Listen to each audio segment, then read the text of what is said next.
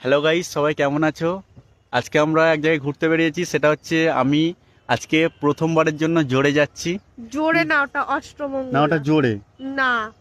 তুমি জানো না কিছু, প্রত্যেকটা জিনিস ভুল বলবে ঠিক আছে, তুমি। তুমি ভিডিও করছো, তাদেরকে জিজ্ঞাসা করো ওটা জোর না অষ্টমঙ্গলা। ওটা জোরই হবে।